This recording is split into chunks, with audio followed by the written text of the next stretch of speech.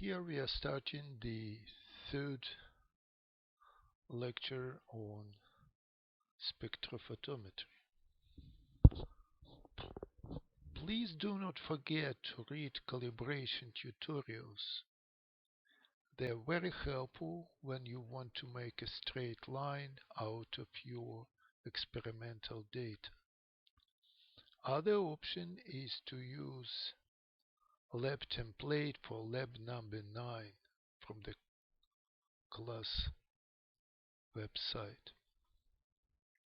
So here we'll discuss what can go wrong when you again Behr's law states that absorbance, which is negative decimal log of transmittance, is proportional to molar absorptivity, concentration, and length of cuvette.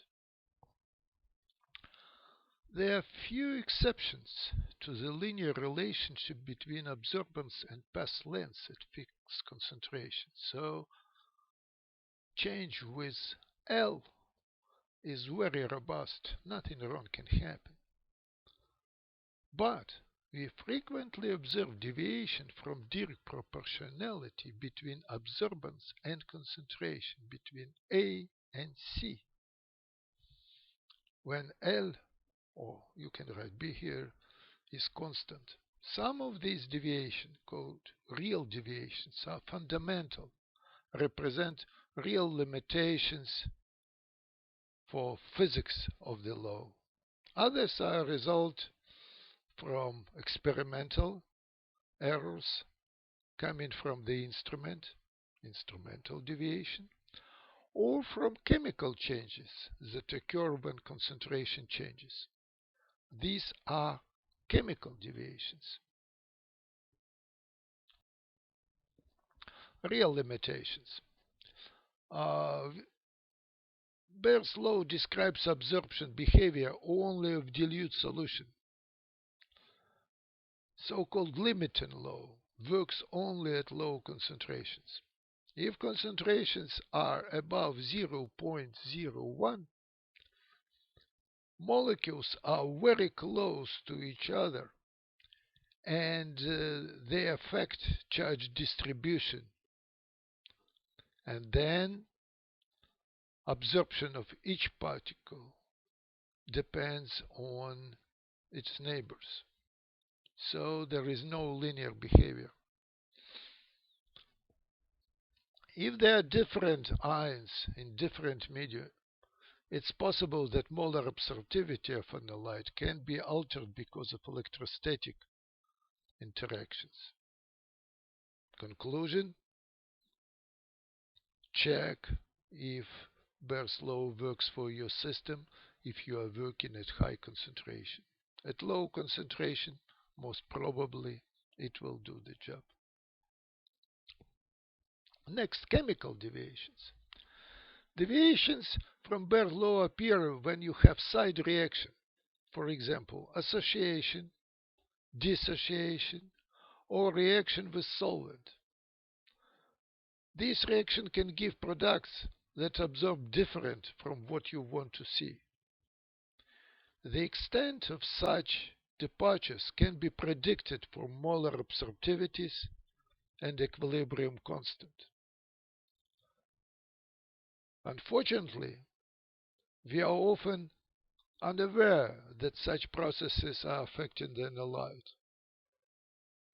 There is often no opportunity to correct the measurement. You just need to check it. Typical equilibria again rise to this effect, including monomer-dimer equilibria. You have dimer species.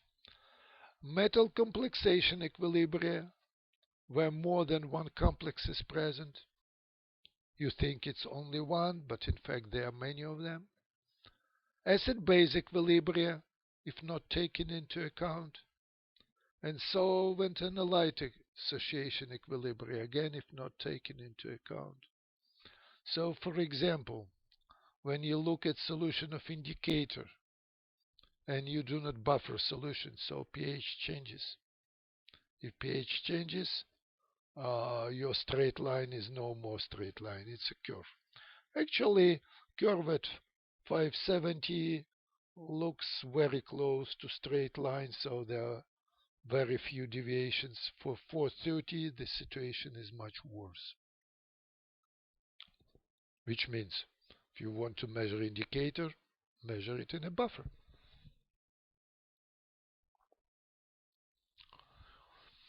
More plentiful are instrumental deviations. First is polychromatic radiation. Poly means many, so instead of one wavelength, you are measuring several of them. If two of them have the same molar absorptivity, you still have nice Beer's plot. But if their molar absorptivity are different, you have deviations larger if the difference is larger. Still keep in mind that for very small absorbances, you have reasonable agreement with straight line. So why it happens? Let's consider. If you have two wavelengths at a maximum of a spectrum, now molar absorptivity here and molar absorptivity there is practically the same. So when you measure here, you have a reasonably good straight line. If you are not measuring at maximum, wavelengths 1 and wavelengths 2 have very different molar absorptivity. As a result, you have a curve, like here, like there. Conclusion: always measure at maximum. If not at maximum, you can measure at shoulder of your peak at area when all the wavelengths you measure have the same molar absorptivity. The real reason we prefer to measure at maximum is because of this effect. When you measure at the slope area of peak somewhere away from maximum, you may have serious deviations from Beer's law. Again, measure at maximum. Second common error is stray light. Stray radiation is defined as radiation from instrument that is outside of nominal. So you have usual beam and beam that is coming out. Now some beam is coming somehow around your cuvette. It can be mirrors, can be reflection from the walls, whatever. Anyway, it's coming. Now the transmittance now is P1 plus stray, P0 plus stray. Of course, it's different. You do not know this stray. If it's 0, of course, you have a straight line. If it's around 0.2%, the deviation is coming in vicinity of 2 absorbance unit. 1% is coming from somewhere 1.2. If it's 5%, it's from absorbance is 0.5. Well, 5% is too much. Stray light always causes apparent absorbance you measure to be lower than true absorbance. Deviations are more significant at high absorbances, as we see. With usual routine instruments, you may have up to 0.5%, so you do not want to measure above 2 absorbance unit. Very good instruments from other side have practically no stray light, and you can go as far as 4 and 5. Now, if you are using very inexpensive primitive instruments, you may have deviations from Beer's law at absorbances around 1. So the conclusion: if you do not know the instrument, do not go for absorbances above 1. Consider that possibly it has a straight line. Unless you really need, never go above 2. If you want to go to absorbances of 2 and above, and in most cases even above 1, carefully, carefully read the manual of this instrument and possibly check the linearity of your plot.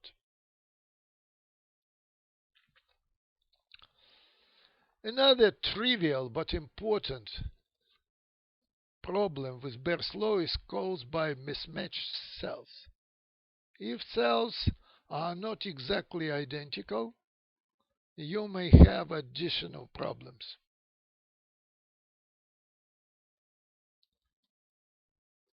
Also, you may have variability of position. When you put a different cuvette holder, you may have it at slightly different angle and you have lower reproducibility, which means never use old cell holders and do as little as it possible of sample manipulation between measurements. That's the picture. As you can see, the oldie bed cuvette holder gives you twice larger errors than newer, very precisely aligned. Keep in mind that this is log scale, so the difference is it's more than 2. Now, the best reproducibility in any case is in a range between 0.3 and somewhere around 2. So, unless you have a good reason, try to avoid measuring low absorbances with usual instrument, unless you have a fixed, very special cuvette holder. We do not want to go to high absorbances for stray light purpose, so area between 0.3 and 1 would be our best preferred. Now, another way to avoid mismatched cell problem is use only one cell and keep it always in the same position for blank and analyte measurements. After obtaining blank reading, cell is emptied, washed and filled with analyte solution. Now you measured your analyte, do the same, empty, wash, filled with new portion, and this is how you do all your experiment. By doing this, you dramatically reduce the experimental error. Use only one cell. One more small issue is reflectance from cell walls. What happens when light is coming to anything that has different refractive index? Say I have light coming from air and this is glass plate. On this surface I have most of light coming through, but some photons are reflected. The ratio of photons incoming and photons reflected is proportional to square of difference of refractive indices. So if refractive indices of this and this are identical, all the light will come through. If refractive indices are very different, most of light will be reflected. For example, diamond has very high refractive index, N2, and N1 for air is just 1. So most of light is reflected from the surface of transparent diamond crystal. That's why they are so beautiful. Now, if you'll calculate how much light will go through the plate, you'll have reflections here and reflection there, light reflected here and then bounce reflected from here, coming back. So transmittance will be 1 minus R, 1 plus R when R is calculated by the previous formula. We can bring all these together. So we have formula for R and simple formula for plate, and calculate what happens with our cuvette. If I have empty quartz cuvette, I have reflectance at 1, 2, 3, and 4 surfaces. Quartz has refractive index of 1.5. We can calculate that transmittance will be 0.85. Now I am filling my cuvette with water. Water quartz difference in refractive indices is very small. So if we calculate the result, it appears that 92%, 0.92 of light is coming through. Cuvette with water has higher transmittance than empty cuvette. It's against common sense. You're putting something in a cuvette and you have more light coming through. Conclusion.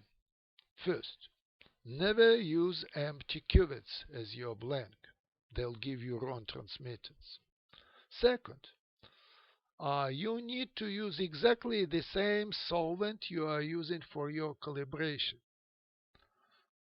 Always use, if you use water, always use water. If you are using sulfuric acid, you are using sulfuric acid. If you are using ethanol or other organic solvent as your solvent, use this solvent for your blank. So you'll have your blank readings very close to zero.